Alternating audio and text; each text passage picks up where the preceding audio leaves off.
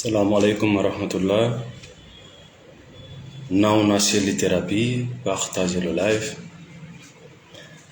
Ide mari yoga e tobbe de sendo de tan e mum hande kadi bi iznillah ko dum Allah mum. Merci beaucoup. Nous sommes ensemble. Yewtere men den hande c'est un peu fort. Meden tori Allah subhanahu wa ta'ala kala ko arate sendo de den do e ndudo lewru sumaye e taw ko wonde nafa. Meden salmina nokko ka wondon min andintinay on vous êtes sur la page de Nauna Chili. Merci Ousmane, merci d'être là. Haray bana adama ko wobbe woni ko lontiden ka hoore leydi do. Ko wobbe woni ko lontiden ka hoore leydi do. Ko adna on taga wona enen wonno ga. Il y avait des créatures. Ko do wadi si Allah wi en miɗa arde mi taga wi malaika ɓe miɗa arde mi taga lontotoɓe khalifa joni noon ɓe wonnoɓe ga no wodi ko wonno gollude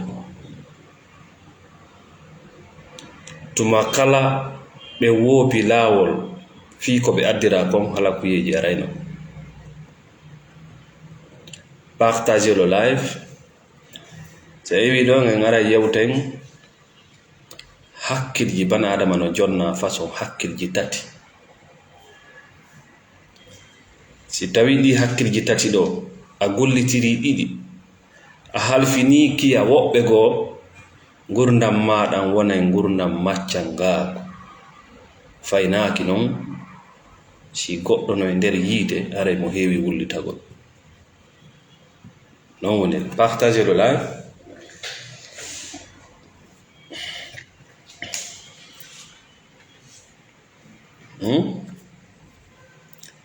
Allah subhanahu wa ta'ala ko e mbullari woni ko itti o moƴƴini bana adama ko juuɗe makko ɗe hande mun ɗen o moƴƴinirma. Ça c'est pour te donner du respect. E kadi ko hunde nde o ƴettani waɗutu waɗugol ɗum kadi ko teddingol mo kanko e mangu makko, kanko e doole makko, kanko e wawugol makko. Konu faya kunu yoni laato ɗum ɗon wona ko o wi ko. Piiji buygo noon tagira malaika e jinna hendu nange laato hunde nde woni. Sa yehi ɗo joni e restaurant plat ɓurɗo yawude on a taway o wela. Ñaameteji ƴettayɗi dumunde ƴettayɗi tan si moƴƴine ko ɗin wondi e cellal ko ɗin nafata. Ko ɗum waɗi ñaamete nder suudu ɓeydanay bana adama cellal. Ko ɗum waɗi ekkitagol métier fowtinay neɗɗo parce que ça prend du temps. Partagez le live. Donc haray ko wiyete ko leydi bullar ndin no konta ala valeur. No konta leydi ndin c'est neutre wa sidi ala valeur. Ko leydi ndi woni ɓanduɗo ka jonnugol leydi ndin valeur ruhu on naade ka nder leydi. Ça prend directement de la valeur. Ruhu on si o naati ka nder ɓandu ka nder leydi mana ka nder ɓandu o wiyete kisan nafsi wonki o yaltay ton kadi o wiye ruhu. Mais ko sopugol mo addatamo ɗo c'est une prison pour l'âme d'être avec le corps. Ko kaso wonande ruhu on yo ar parce que ruhu on c'est l'infini. A watamo huɓindade a watamo muusinde a watamo kerande. Mais si o naadama e nder ɓandu misal sa ƴetti ndiyam ma hendu a naadi e nder biniri haray a soki ndiyam ɗam ma binir ni mais a jonni binir ndin de la valeur. Nanda si ɗum ɗo famike.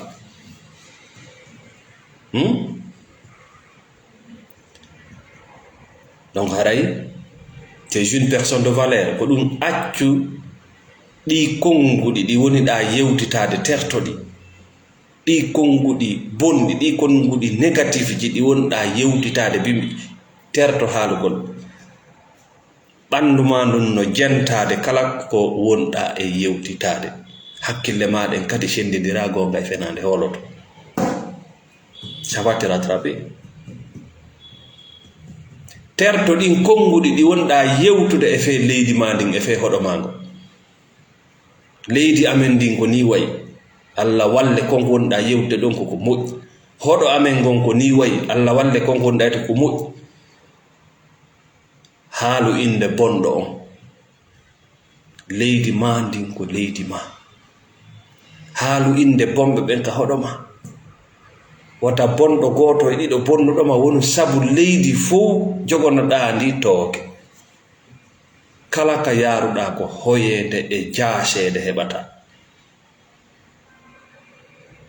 Jogono wonkimmaki, jogono ɓandu ma ndun teddungal. Ala kulli haalin kala ko rewɗa e ma. Tuubuɗo no wawi wasina mo bonnali ha hande, si tawi mo laɓɓini tuubuyi buyi e makko o niisi ɗen golle ɗon wadde ɗon, o rontiniri ɗum ɗon golle moƴƴe. Haray no wawi wasina wala bakkat. Ko landaɗa ko iwgol e oɗo alhaali ala e na jooɗagol fela hoore mum waɗa remorji niiseji ɗi ala attode. Ko a jannaɗo ɗum. On culpabilité hiɗa bonni ko a jannaɗo ɗum, a bonna pour tere. Wona an waɗi awra e ma, wona an waɗi reedu e ma, wona an waɗi tagi adnaw lendi a aruɗo a anda nana o anda ñaama. Mo innima kañum faljata wimo c'est un religieux. Seuls les religieux ne font pas de erreurs parce qu'ils ne savent rien.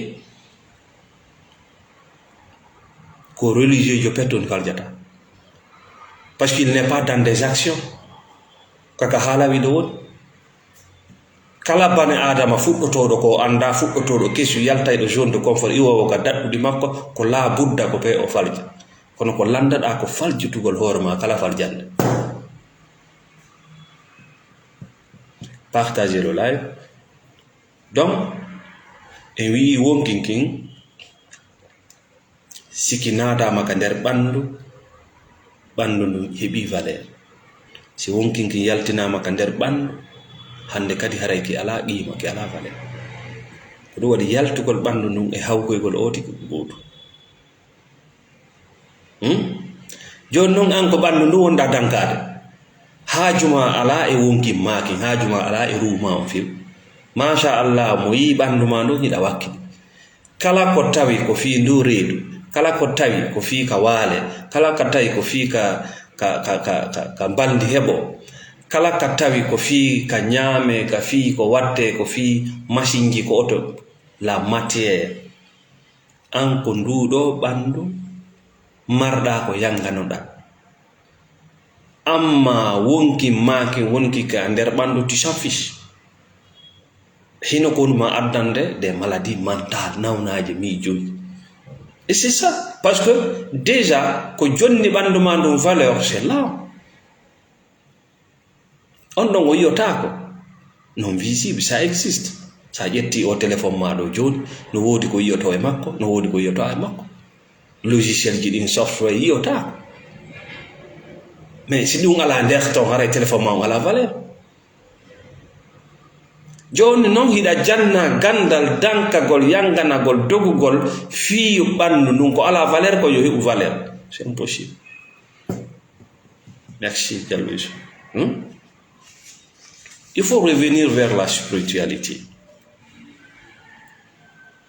Artu e ngurndam ruhu yanko ma. Là il n'y a pas de prison. Kaso ala ton kañum.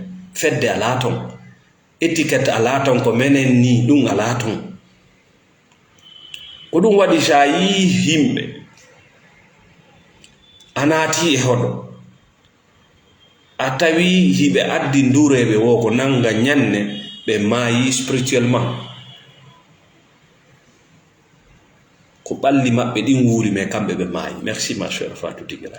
Sa naati e hoɗo par ce que ko tuma fuɗɗi ɗon toñidirde sa heɓali jawdi ko bappa ma, si ɓiɗɗo ma on maayi ko yayema ma ko patima ko tuma tawi hooloraɓe nga diina ka hoɗo mum ko ɓen tigri innata acce ñamugol yimɓe ɓe acce gerigol yimɓe ɓe garan waɗande ɓe publicité ko tuma tawi lamɓe mon ka hoɗo ɗon ko kamɓe huwondirta e mbile e wuyɓe ko on saayi ɗon yiyata automatiquement bonuji ɗin no ara ɗum wiyete ndure ɗum ara ka nder hoɗo wono ari nangugol ko wodaka par ce que on woodi ni fenande hiɗon rewde ko wiyete kon fenande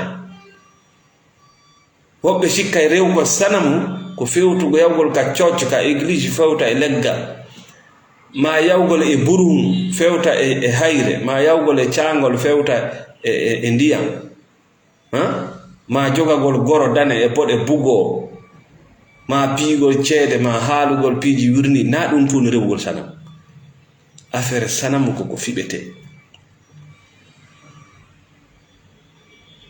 ko aqida kañum kadi ko finde ko on tuma noon wiyeteɗo ndurejo nangayɗo ñande arata e hoɗo ngo gonɗon hoɗo c'est terminé ɓe maayino spirituellement il n'existe plus ils vivent dans la matière ko ala valeur konko ton ɓe wuuri le corps c'est le corps qui existe ko fureji ko on saayi noon lette ɗen fop ɓe heɓata ɗe lamɓe bomɓe ara sira ɓe ƴakka ɓe dammi e nayi ndureɓe batiniɓe bomɓe ara weera ka yimɓe diina maɓɓe ɓen ittina ɓe nayi e normu e tout ko on tuma politicien ɓe bona anniyeɓe arata ukkidira ɓe ƴakkidira par ce que ɓe feƴƴini gurna maɓɓe na e dankagol ko ala valeur Allah wi o tagi piiji ɗi fof zawjayni couple ko ɗum wiyete zawjayni le corps et l'âme. Toi tu prends soin du corps, tu oublies l'âme. L'âme se débarrasse.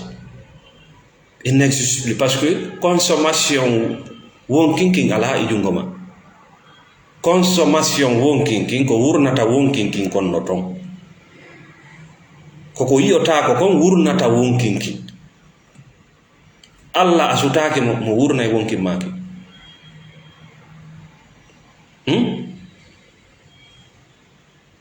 Qui est là encore? Merci beaucoup à tout le monde. Partagez le live, mettez le cœur. Donc, haray. Tuma kala natuda e hodo. Tawda. Be ala yimbe ko juula e juulirde. Be ala yimbe few.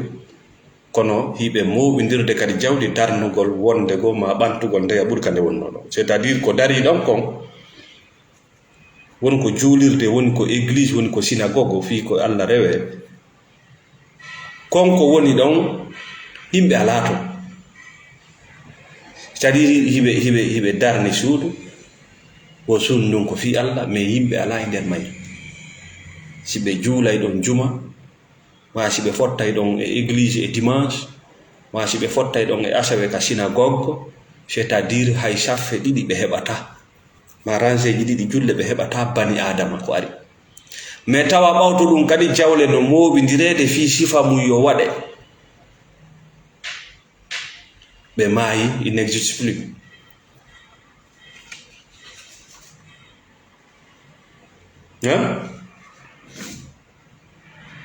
wona yimɓe wuuruɓe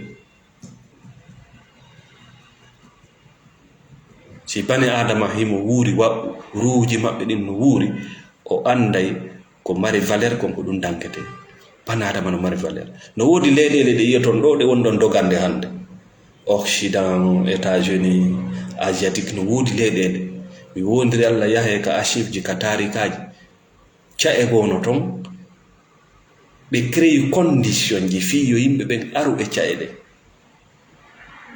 c'est à dire ɓe organise si a ari a heɓay suudu si a ari ɓe ɗuytante impôt ji ɗi si a ari ɓe voti ka sariyaji maɓɓe hiɗa mari koye kota hoye intérêt hoye économique fi honno ɓe waɗirani ɗum hiɓe andi wona cuuɗi ɗin mari valeur wona leɗɗe ɗen mari valeur wona canɗi ɗin na bowe ɗen ko o bani adama kamɓe ɓe andi ko bani adama on hitti suudu ko ndu laɓawo si goɗɗo ala e mayru wona ndu hay hunde. Otowal ko ngal laɓawo si goɗɗo natali e makka wona hay hunde. Mbuuɗi ko ɗi ɗuuɗi wo si bane adama gollitiraɗi wona ɗi hay hunde. Bal ko bane adama jonni valeur mbuuɗi daaru signature makko sona ɗum ko kayiti ko haldi fotti jonni ɗi valeur sona ɗum ko kayiti. Ko bane adama jonni valeur kanŋe sona ɗum ko kayiti. Ko jonni ɗum valeur kon ko ɗum wiyete ruhu. Ko bane adama jonni valeur jaman sona ɗum ko hayre. Ndahar on jaman kadi sinde yaltinama sa ɓe yehi ɓe jonnide jannguɗo fimayre si o lesinde o lesinde o jonnide forme de heɓa kadi piri ɓuri kande wonno ɗo. Honɗum waɗ ɗum bani adama tawɗo himo wondi e ɓanndu makko ndun. Ɓanndu makko ndun no wondi e wonki makko ki ko on mari valeur. sa naati noon e hoɗo tawi organisation fus ala fiyo oɗo ñiiɓu e hoɗo ngo ma fiyo oɗo artu andu ko maayuɓe wonɓe maayde tous les jours.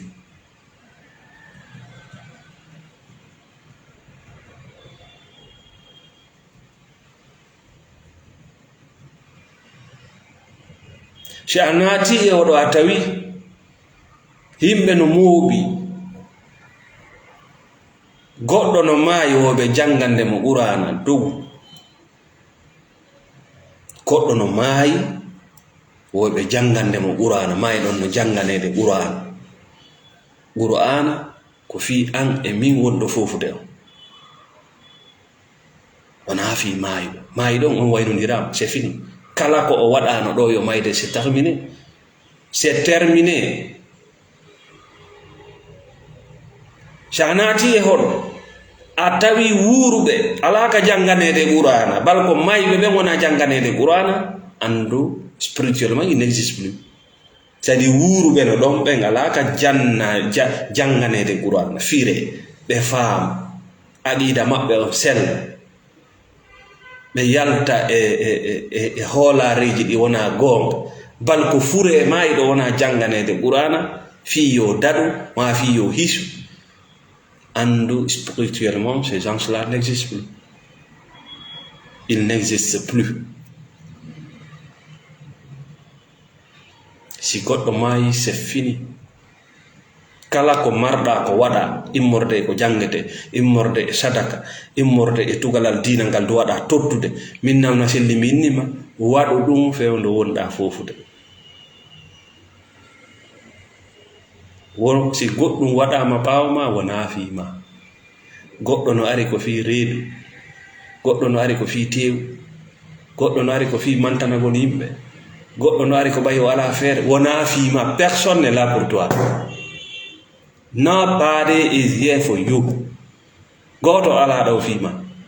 Kala ko maruɗa ko waɗe mi jejjima woni ko julde juuleteɗe, woni ko qur'ana jangeteɗo, woni ko korka hooreteɗo, woni ko sadaka ma zakka itteteɗo, woni ko hajju hajjeteɗo. si tawi hiɗa tagana min nawna felde mi innima waɗu sanga wuruɗa anani. si a maayi on s'en fiche de toi, c'est pas pour toi hein. si a maayi julde nde naafima, si a maayi korka naafima, si a maayi nagge hirsange naafima terto ngen nagge, si a maayi hajju o naafima c'est terminé. deftere ma nde on mbama.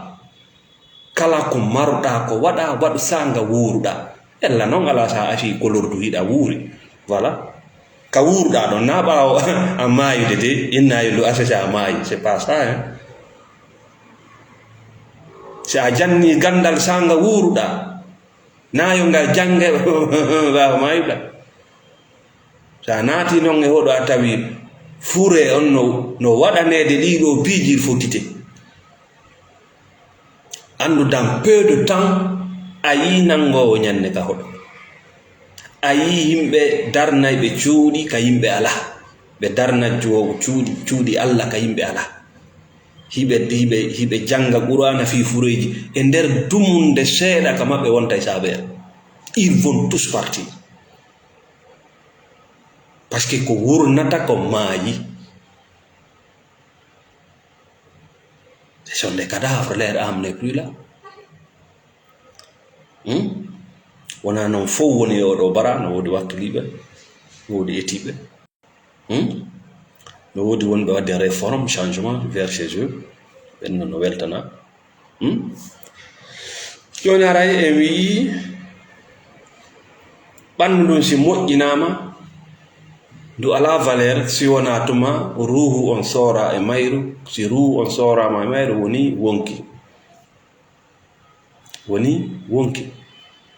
Là le corps prend de la valeur. Mais ara ka aduna ɗo diina ka wonaɗa jannede kan ɓe innama ko ɓandu ɗum kadi goɗɗo yima o iɗa doga iɗa folotire needi ndi neɗaɗane inna yangana ɓandu ɗo amma iɗa yanganade ɓali mangi ma iɗa yanganade ɓalli go o ko sappo e jetata ñamoɓe kori heyi wonɗa ɗo ngala ɗon ɓe ñamay.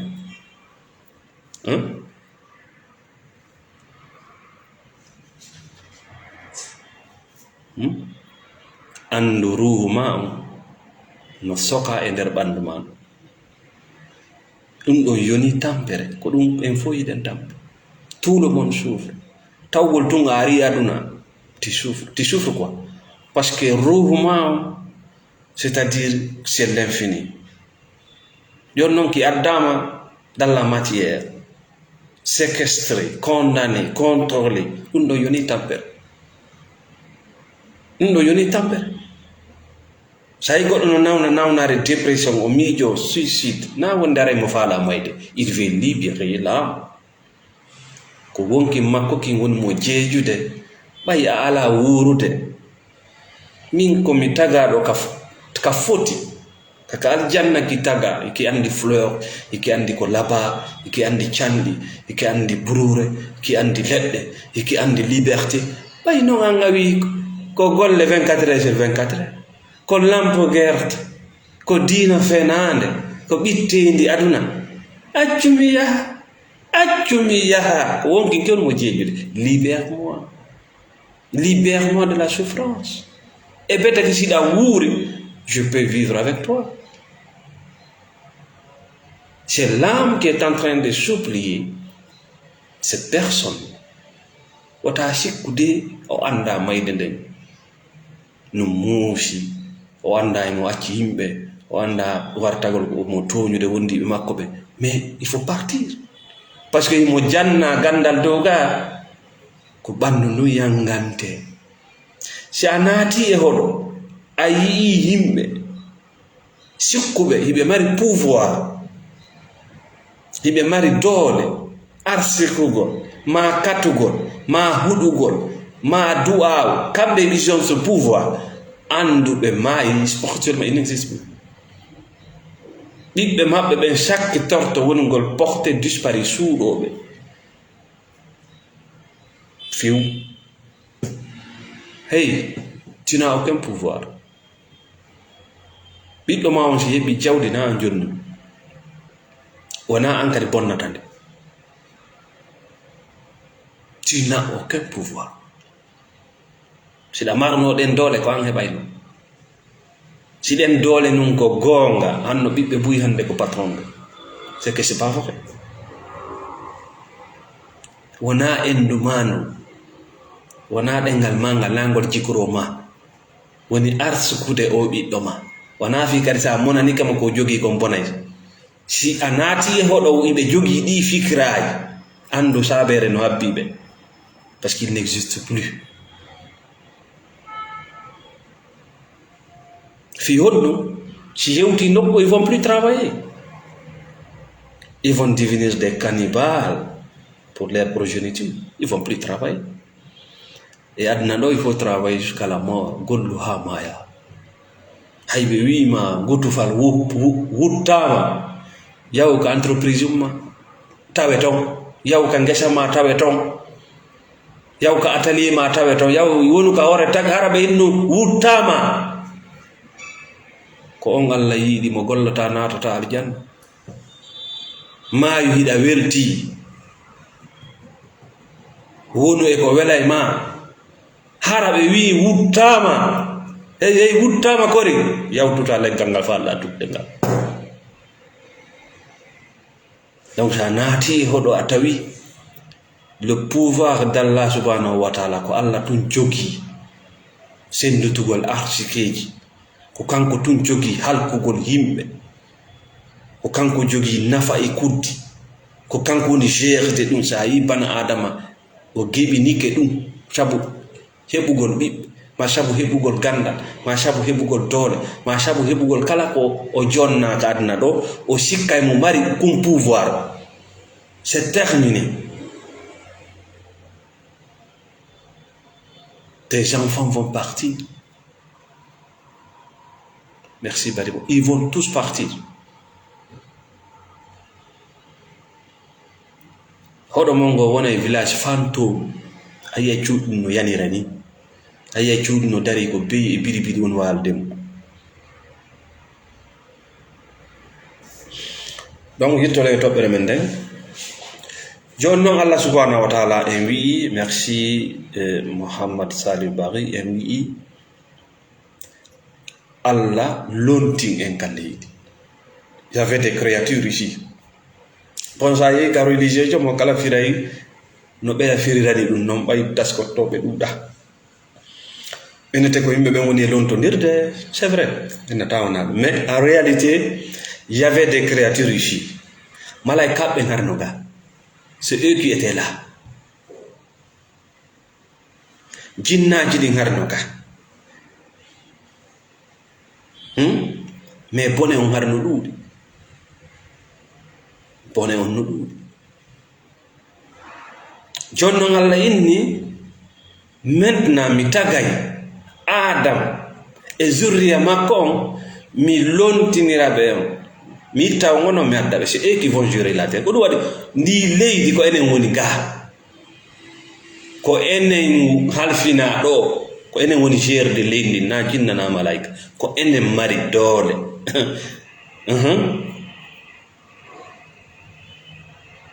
Khalifa ko goɗɗo woni lontade goɗɗo. Ka jinnaji ɗin hoɗuno ɗon, min ni ɗo jinna tan hukkondirande moye ngay natirni si c'est là na to wonɗe yawde. Malaika ɓe ngarno ga.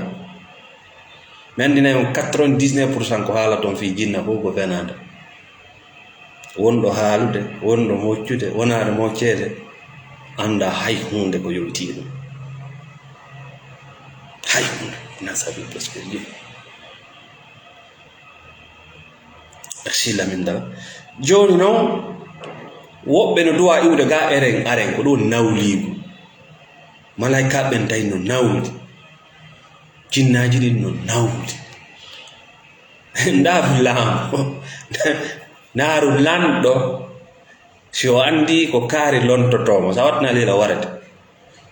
Merci Binta Diab. Si a wattana lila warete, ndaaru boobo si o entama, ndaaru boobo si o entama, boobo ngono arde. Mais c'est la guerre, c'est naturel.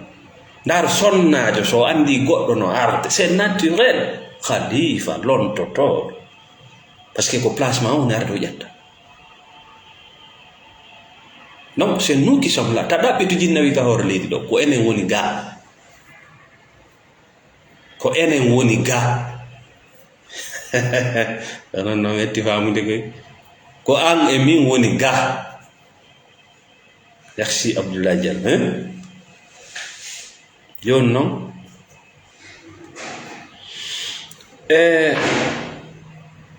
o ƴetti, Allah ƴetti ɓaawo o moƴƴinde bane adama, o jonni en hakkille tati, ko o jonnali malaika, o jonnali jinna, o jonnali kulle ɗe. ɓay o gayni jonnude bana adama, c'est 3 intelligence ɗi hakkilji tati ɗo o inni tagu luɗɗungu ngun fof yo jaɓu ko enen woni lamɓe ɓen, ko enen woni gère. Nawluɓe goo jaɓi, woɓɓe jaɓaani. Mais Allah no andi ko waɗiran. No tawa hakkille ko o jonni en, hakkille ɗe wawata feƴƴinirde gurdam maɗa ila ñande heɓaɗa, ila ñande heɓaɗa. Allah no waɗi e ma logiciel hakkil ko wawata feƴƴinirde gurdam maɗa. ɗum si ari ha a jibike konno feƴƴinirta gurdam maɗa, yiltito e neydi ma ndi, iɗa wujja goɗɗum, iɗa wujja goɗɗum, hiɗa hoolina fenade. Ko kiiɗo hakkil wonata so mba wawa doginde welo, dogina oto. Ko kiiɗo hakkil andinayma wala ko honno wondirta e suddiɗo e gorko. Sa ekkitike lanni, kiiɗo hakkil watta ha janga ɗenɗe, janga piiji, mémoire on ɗum non kala ko naati toon so tawi lanni nangude. Hay si goɗɗo findinima ɗo ƴetti saabi moto jonnima a yehi. ɗum ɗon ko hakkil pour traverser ta vie. Merci Hachim Silla depuis l'Allemagne. Merci Diallo Ali. Kiiɗo hakkil hiki jonna kadi kulle ɗe, kullum be no waɗa e makkum ko honno kum feƴƴinirta gurdam makkum. ñaariru, ngayire, gertogal, a ndaaro kum kala no jonnani. Hiɗa jonna kadi hakkil ko ɓenta kon l'essence. Wono ɗo joni voilà meeɗugol, wono ɗo joni bargol ara a faamay, a yiyay, a nanay, sens ji ɗin ko ɓe na 5 sens, mais c'est plus que ça, ɓe anda attode mum. O non sens o meeɗugol ɗo, yiwgol, nanugol, sa memi sino wuli sino ɓuuɓi anda ko hakkille goo. ɗeɗo hakkillo a ɗanoto tun ɗum ɗo ɗano a ɗanoto tun kiiɗo hakkil ƴette récupéré itte to few.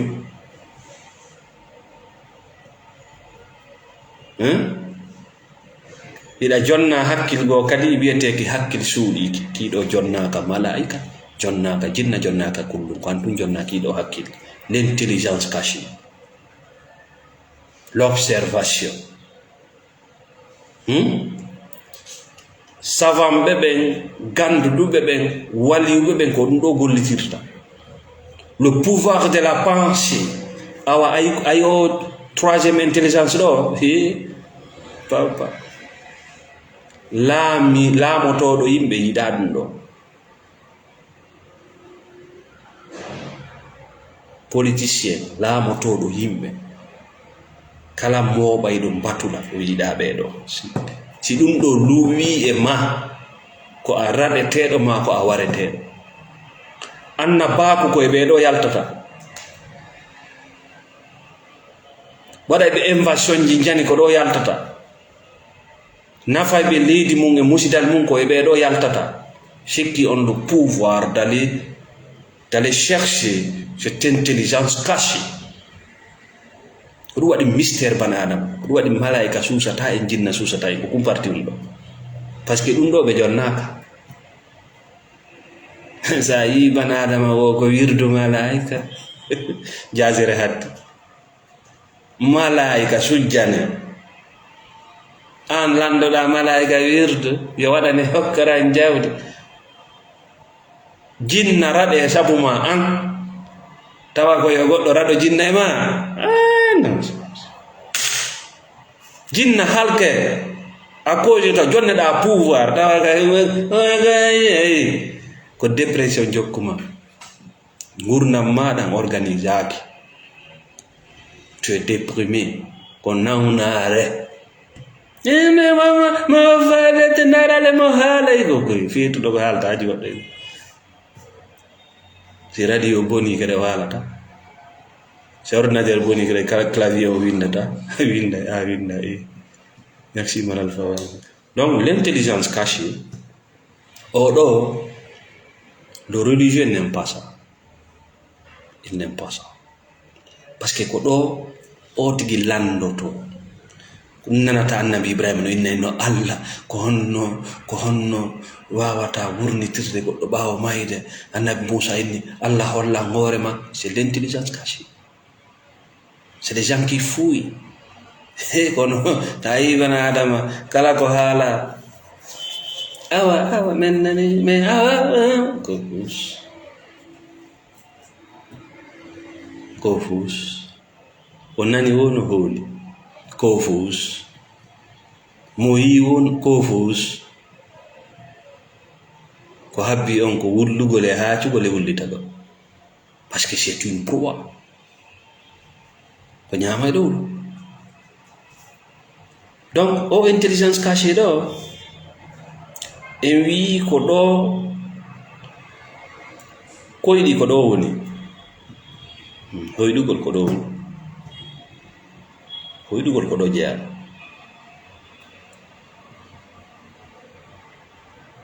ɗum waɗi si tu as le pouvoir de l'intelligence cachée tu peux exploiter tes rêves anda alhaali mi wonɗa e mum on wawa wadde réforme ji thérapie personnelle. Mais wona koyɗi ko karam ko baɗini haalta fimde par ce que koyɗi maɗi c'est à dire ko gurdam maɗan en image gurdam ɗan wuruɗa fewno ɗon ɗan hakkille maɗen no addude ɗum ruhu ma on no addude ɗum waɗa film ko ɗo yaltina waɗa film holle sa yi soɓe wata yaw ka woɗɗi ko an woni soɓe sa yi ko mari galaɗi toon no doga ko an woni ɗin galaɗi c'est-à-dire ko film wonaɗa hollede mais ça reflète beaucoup. Ça y boddi ça veut dire tout simplement a sendindira gagnede. C'est dans les mains de tes ennemis. Il a ɓaɗi ɗo goɗɗo ida halfini ɗon e goɗɗo c'est un serpent mais comprendre la ya itta to dammo yakke jangat que c'est zéro.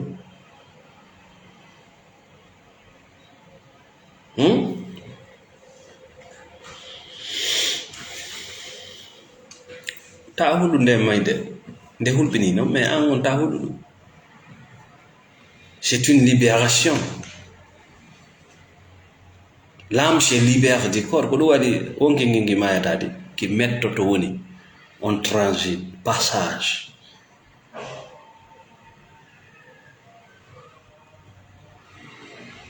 A yiway woni alhaali ya e alhaali wonki makin c'est l'infini ki mayata.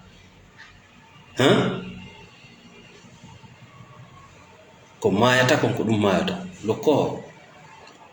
Ɓandu ndun si serti wonkenken si ndu maayi se dégrade. Ko pute non ko lemune ko banana ko mara ko tebbeli ko ɗum woni ɓandu ɗum. Maintenant leydi ndin hetta ko ndi jeyi kon leɗɗe ɗen arana ko jeyi kon leɗɗe ɗen ara pooɗa puɗi ɗin ara pooɗa vitamine ji ɗin ko engrais onande leydi ndin c'est pas moi kono Allah tagiri. Mais l'âme va continuer à vivre dans l'infini. C'est Abdourahmane Ba. Donc haray e wi hakkille ara ndaaru cerveau yaw ƴetta o cerveau yaw ƴetta ngandi ma ndi ndaarandi moƴƴa a tawa yindi mari lowe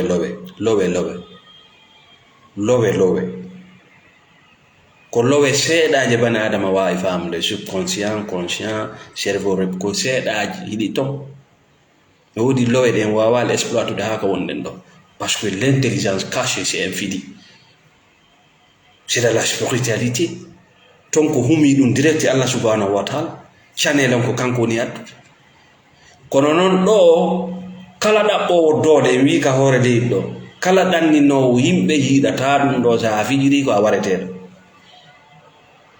ɓe koolay étiquette mum e ma par ce que ɓeɗo wawata wondude e jama ɓe wawata yaadude ñaamo jama ko ɓuri konko ñaamoɓe huɗo wonto ɓe wawata wondude e jama.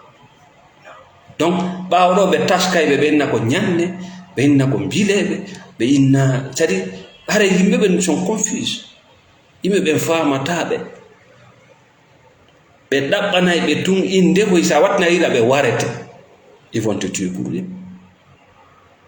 parce que wonɗo e kiiɗo hakkil ɗiɗi pet ala ɗum ɗo o reway jinna o reway malaika o reway bana adama on ko sana mo rewata intelligence arano nga ko honno feƴƴinirta gurdam maɗa go ɗum hollay ma ɗaɓɓu jawdi ɗaɓɓuɓe wonda si a nawni ɗaɓɓu thérapeute jo ɗaɓɓu docteur jo ko kañum noon hollete hoore ma nayi si muusima ɗo konko wiyayma ɗo yaw ɗanoɗa ma konko wiyayma ɗo yaw ƴetta paracétamol ko kañum noon si a weelama ɗo koko wiyayma yaw ñama o ñamete ko kañum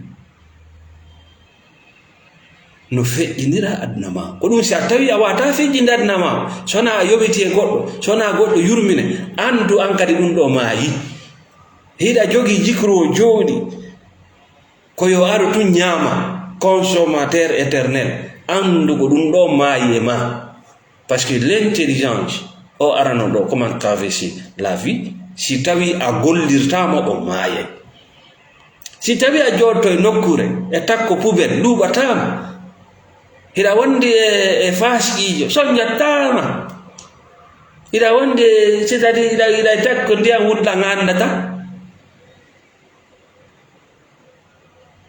hiɗa wondi c'est à dire tu sens rien ɗum ɗo kadi sa ala gollitirde maayay l'intelligence cachée sa ala mo gollitirde o maayay si ɗiɗo tati yiwi e banana o ɗum enta zombie a yi zombie no yaha Papa, il faut faire la thérapie pour se connaître. Si ɗiɗo tati maayi e ma asfala safilina kulle ɗen ɓuri ɗum. La personne ne va jamais changer. Elle ne peut pas se transformer. Golleji makko ɗin ɓuɗɗinantamo wonki. O wullay ha ñande o changement ha ñande o maayi.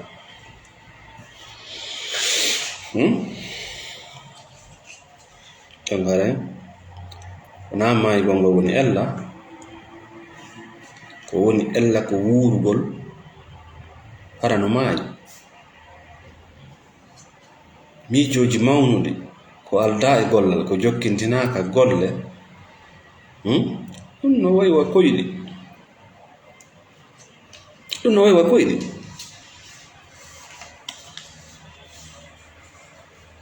Mamadou Bobo Lawratou merci Diallo Youssou merci no waywa ko yalte e ngurdan koyɗi kori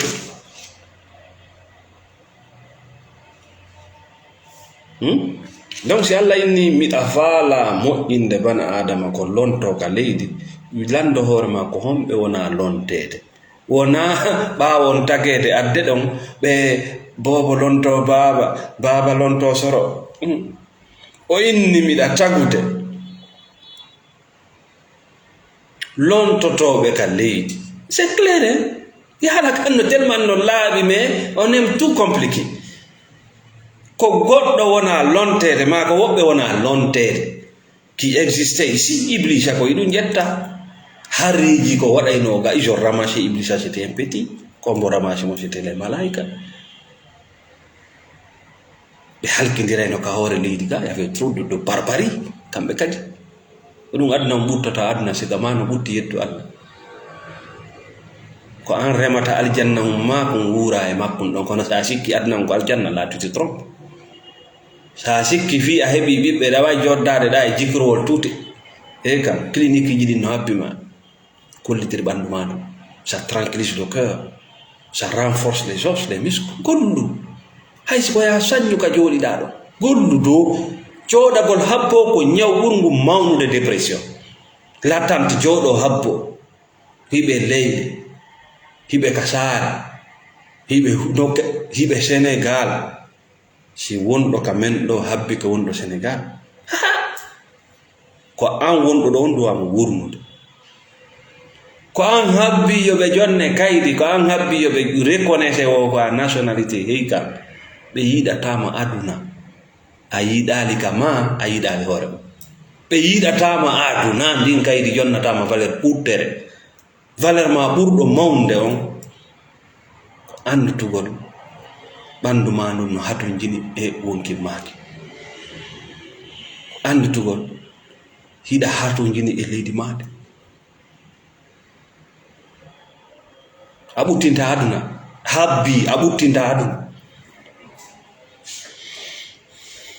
kala hunde tawnde ɓuttu ala e nder mayre fuu sala nder to ko nde mawni ko nde mawni si tawi ɓuttu kum ɓutton ala e nder mayre wonande hay hunde nden ko nde fanɗi ko nde fanɗi si ɓuttu on no nder ton ko nde buyi nawna chedde thérapie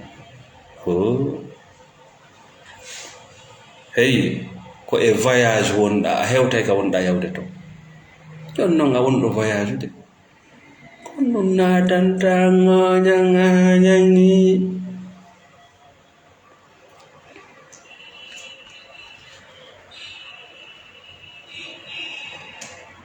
ta ƴettu valeur ma on yowa e ko yimɓe haalata e ko yimɓe inni no mari valeur wo ko kayidi wo ko birikije wo ko njandi wo barki barkali ƴettu valeur ma on yowa e ko nafata ko.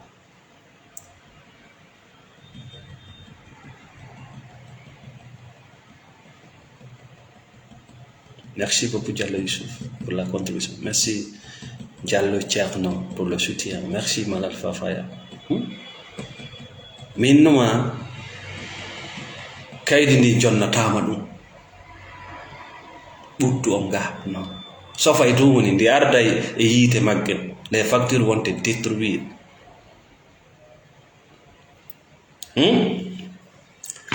donc arek raɓɓiningol yewtere nde waru ɗi koyɗi ma par ce que koyɗi wuruɗa kiiɗi yo illusion waru ɗum kon ɗum firi ɗum warugol koyɗi mum ɗi yaltu e hoolagol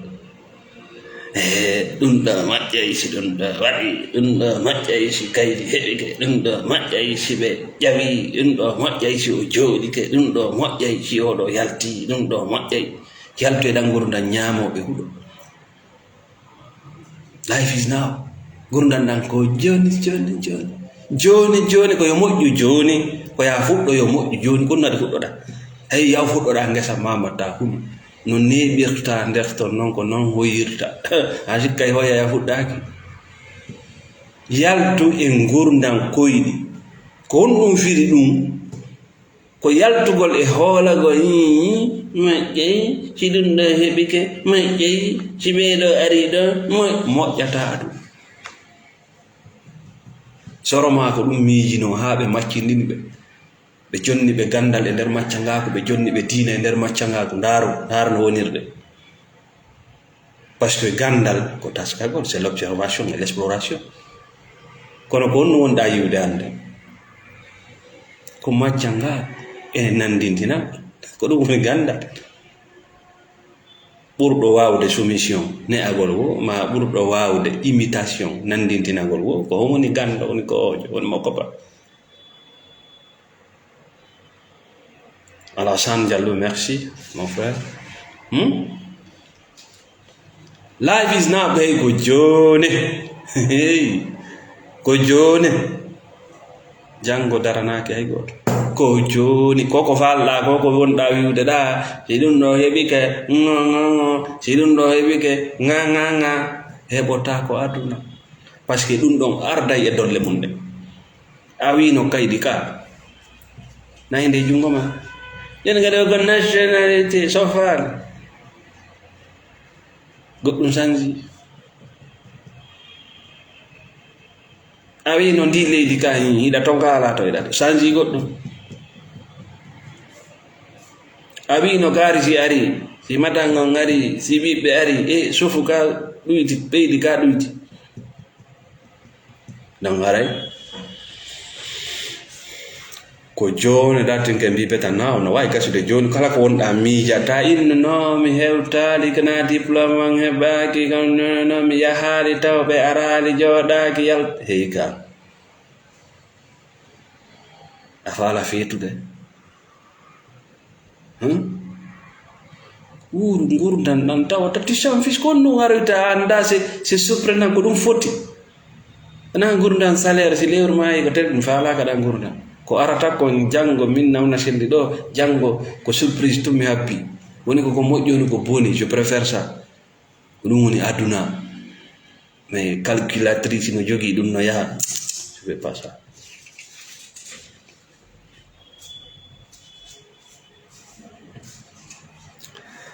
Donc haray solution on ɗo wona yen yewtuɗo wa politicien africain ñande wo ko penale e naɓa artira yetten ɗo ande noon ko wiyete kon thérapie ñawdurgol changego jikkuji ko be goɗɗum change thérapie fira goɗɗum ngol c'est juste un changement c'est-à-dire on te donne des informations clés et que tu fais le travail si a sikki a dikkay wono karam ko batini ma mocco haalirantama tu te trompes. You have to do the work ko an duwa watte ko gollal waɗay sa sikki dikka aranay hoore mum sa sikki moƴƴana hoore mum sa sikki ɓe sanjay mo sanjay no kirri mo sanjay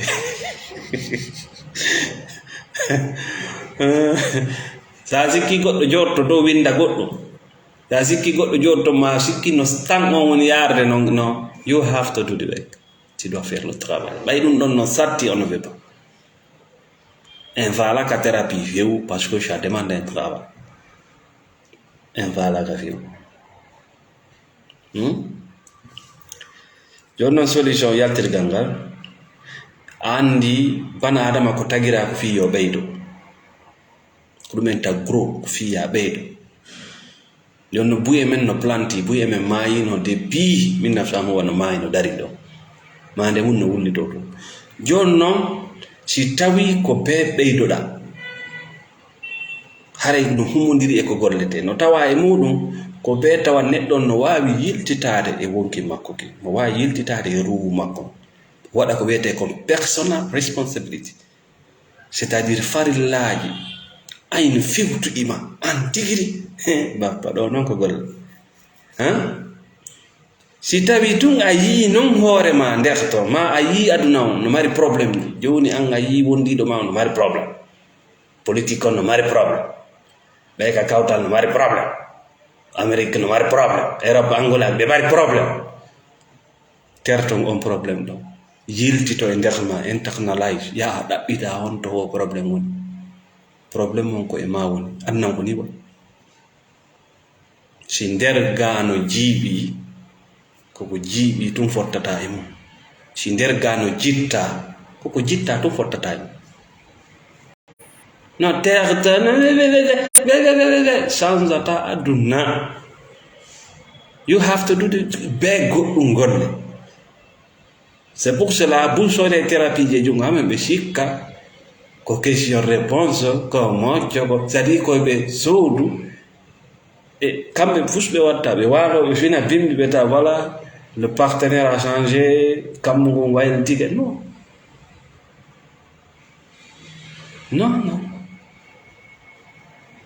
tu vas faire le travail no satti noon mais tu vas faire le travail wiya kayo a waɗay fof nde wotere mais le minimum chaque jour woday no wayi joni siɗa mari tuuni ka nder suudu ma si tawi ñande o a yaltidi e tuundiyal gokka ñande go a tawa hunde ala to mais si tawi ñande o a waɗali ɗum tuundi ndi moƴƴinta nde ñande ndi ko ɗum woni ɓeydade ko ɗum hebbini suudu ma no fof tuundi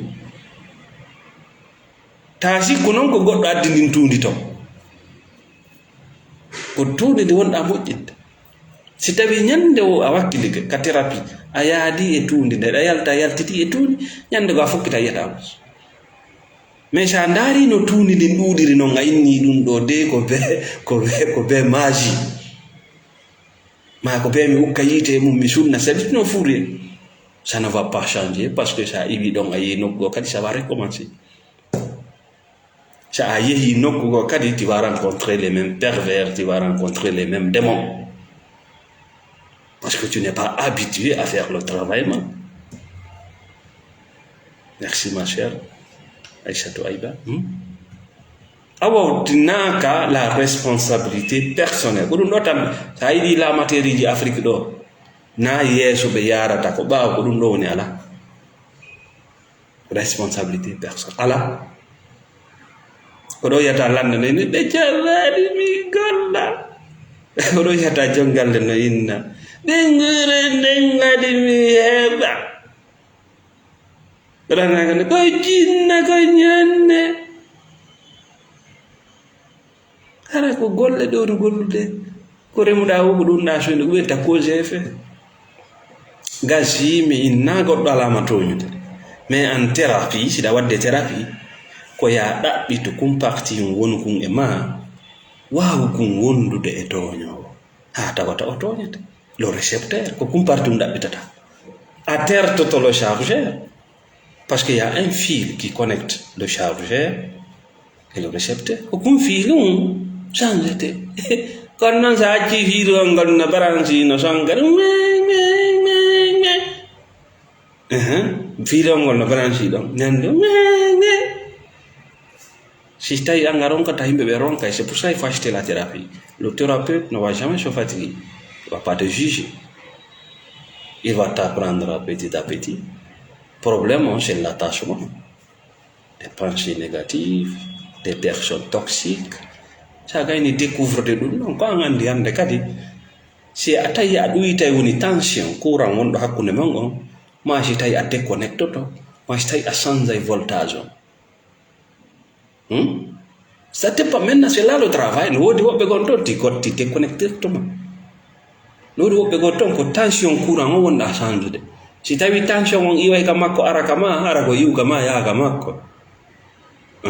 Ma waɗa alterné wonno ɓe innata ɗum pièce oyi no woodi ɓisa koye hakkunde ɗon, hara ko an andi saayi huɓɓinta saayi ɗanninta wota explose ɗo ɓeya ɓenne jinna wi no naati e ma.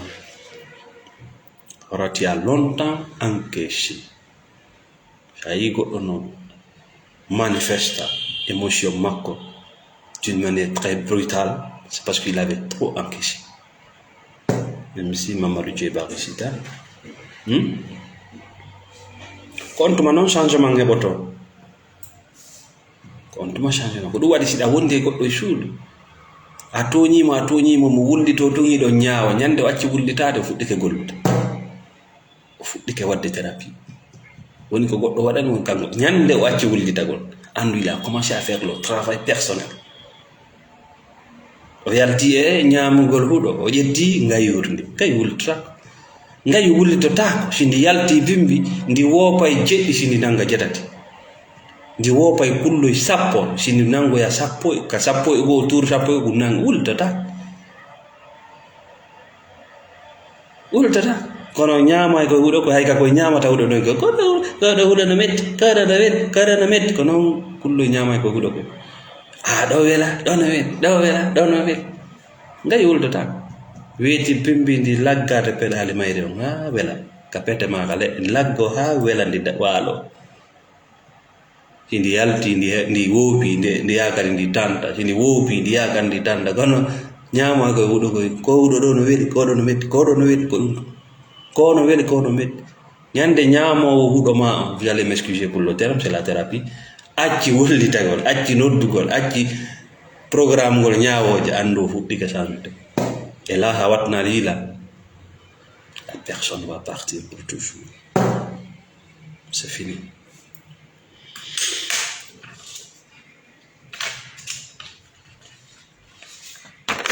Kankaray, l'anno de yewtermen.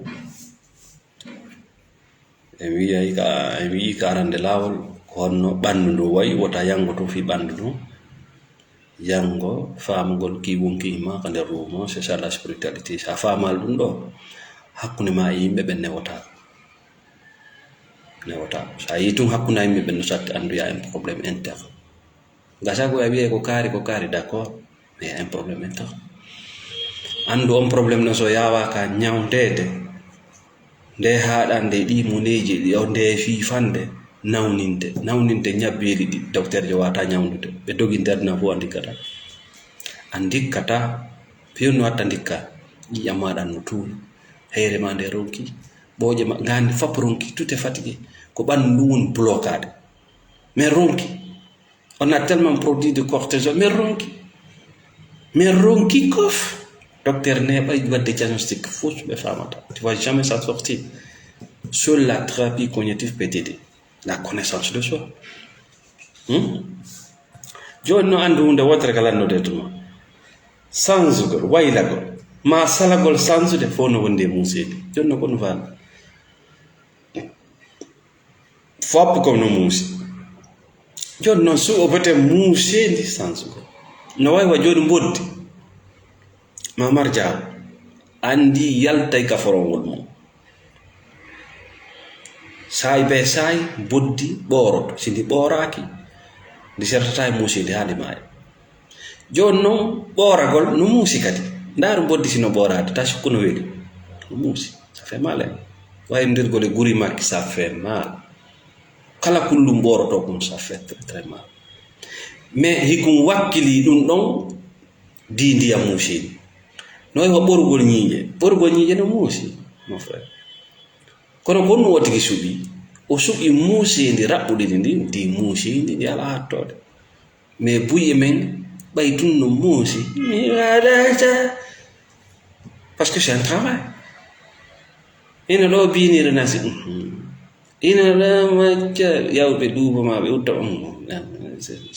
ina ɗo comprimére thérapie parce que là vraiment parce que ko yi'itagol la thérapie ko yi'itagol donc il n'aime pas voilà kam ɗon il n'aime pas o falaka yawde o yiya wonkin makko kin o yiya jakam o wonde on c'est un pervers ma kanko tini c'est un pervers o falaka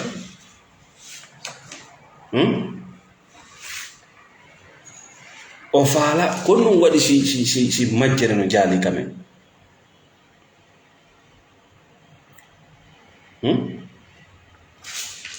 ko ɗum waɗi si majjere no hiɓi doole kamen moƴƴana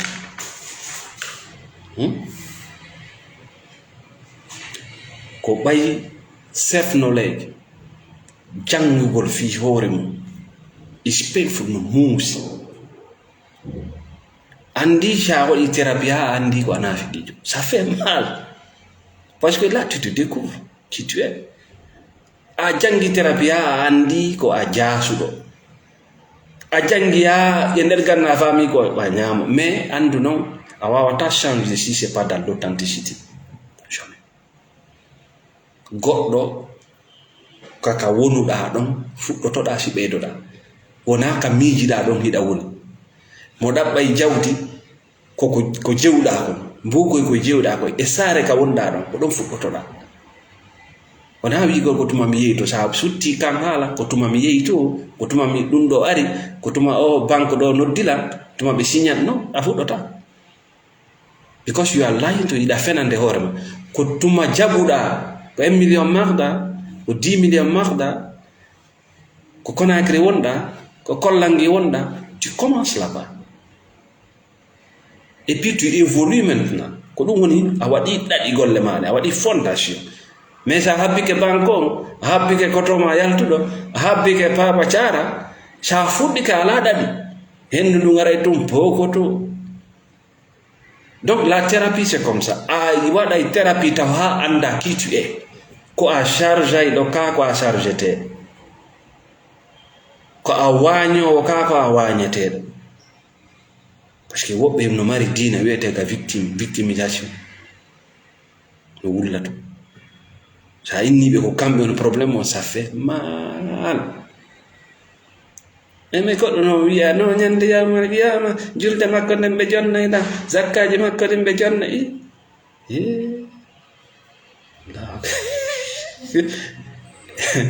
allahu akbar wona jolkaka ka sa yehi do malaika ɓe darɗa jolka ala komi wawi ho a yehi ala ko Allah taga ndu ɓandu waɗa ndu sophistiqué wiya ala ko wawɗa donc haray ala ko sattani yimɓe ɓen hewtiti yi'itagol ɗum ɓe préfére lancugol kala darolgal ngal ɓe yi'iti e mum ɓe lanca ngal fes ko ɗum yalta e wajagol yimɓe sa yi oɗa no añuma ko ɓeyda wajade ɗo dites aux gens de faire la thérapie soit ɓe waɗana hoore maɓɓe ma goɗɗo waɗana ɓe c'est ko ɗum tun wawɗa wallirde goɗɗo sa fijiri wajagol goɗɗo qui vit dans des illusions nder koyɗi ou dans des pensées limitantes miijoji fenandeyankoji ko an wontata gaño makko par ce que yiɗa holludemo ko o hombo o falaka yiide mo o miiji himo woni on anda ko ɗum woni mo tampini kalannode yewtere men en wiyay hay goto joganakima goɗɗo donc mi wetti famude hay e goto joganakima goɗɗo sa faami nde ɗo toɓɓere a heɓi thérapie hay e goto joganakima goɗɗo non kono gasi ko awni wiide ɗum mais hay goto joganakima putere ko gouvernement hay e goto joganakima goɗɗum windu ɗum nawno selli wima hiɗa jogani non hoore ma fof hiɗa jogani hoore ma tout haray meɗen salmina sponsor ɓe amen ɓe fop nokku kaɓe woni aduna o miɗen weltani kala wonɓe arde ka page amen ɗon dara winda partage. Miɗen weltani kala wonɓe sodde thérapie miɗen landoti no hayfi. Miɗen weltani kala wonɓe sodde lekki ɓuriji e jungo amen miɗen lando so tawi no hayfi. Assalamu aleykum wa rahmatullah.